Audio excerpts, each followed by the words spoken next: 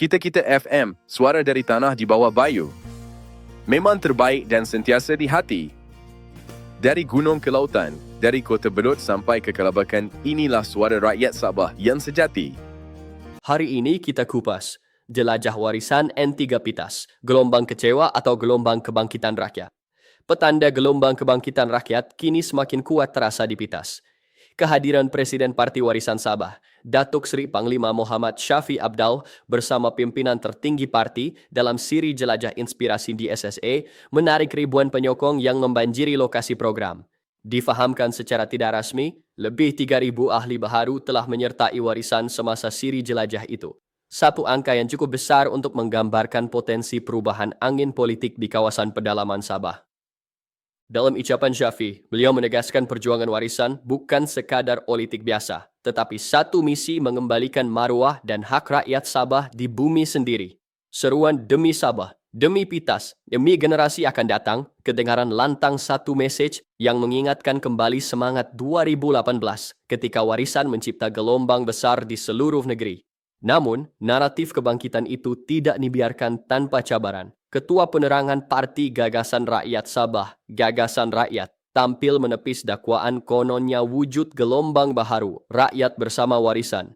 Baginya, kemasukan beberapa bekas pemimpin GRS ke dalam warisan hanyalah gelombang kekecewaan, bukan kebangkitan rakyat. Menurut Ketua Penerangan Parti Gagasan Rakyat Sabah, tindakan bekas timbalan Ketua Bahagian Gagasan Rakyat Pitas, Ketua Penerangan Gagasan Rakyat Pantai Manis, serta Ketua Bahagian Liberal Democratic Party Tanjung Kapur menyertai warisan tidak mencerminkan semangat perjuangan. Sebaliknya berpunca daripada rasa tidak puas hati kerana gagal mendapatkan kedudukan dalam GRS.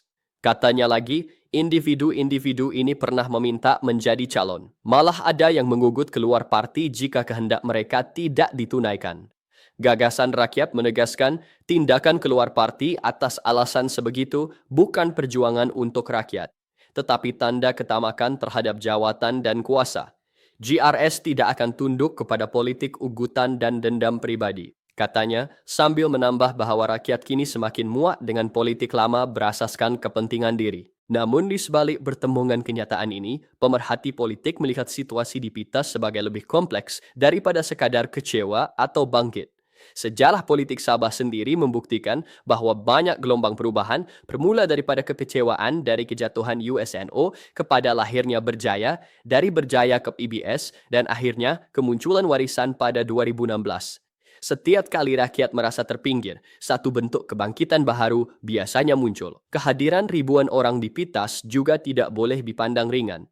Di kawasan luar bandar seperti ini, kehadiran sebegitu besar mencerminkan keresahan rakyat terhadap isu pembangunan, kos sara hidup, dan janji-janji politik yang tidak tertunai. Ramai yang melihat warisan kini cuba meniup semula semangat perjuangan asal, menolak kasuah, menolak salah guna kuasa, dan menuntut kepimpinan yang berintegriti. Bagi sebahagian pemerhati, Syafi Abdal sedang menguji semula denyut nadi rakyat, terutama di kawasan pedalaman yang sebelum ini menjadi kubu kuat GRS.